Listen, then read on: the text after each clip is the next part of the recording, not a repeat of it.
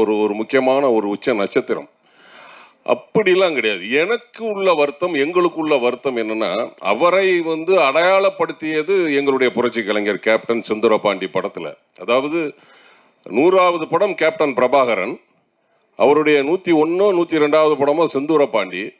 செந்தூரபாண்டியில வாய்ப்பு கொடுத்ததுக்கு அப்புறம் தான் பட்டி தொட்டி எல்லாம் விஜய் சார் வந்து தெரிஞ்சார். எங்களுக்குள்ள ஒரு ஏக்கம், அது ஒவ்வொருடைய கேப்டனுடைய ரசிகர்களுக்கும் தொண்டர்களுக்கும் உள்ள ஏக்கம் என்னன்னா, தலைவர் அவர்கள் உடல்நிலை சரியில்லாத போது வந்து பார்க்கலே அப்படிங்கிற வருத்தம் தான் எங்களுக்குலாம். எங்களுக்கு அவர் வந்து போட்டியே கிடையாது. கேப்டன் அவர்களே வந்து உடல்நிலை சரியில்லாத போது அவர் வந்து பார்த்துருக்கணும்.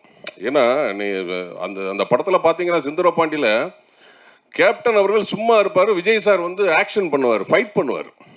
அந்த ஒரு பெருந்தன்மை எந்த ஹீரோக்குமே வராது.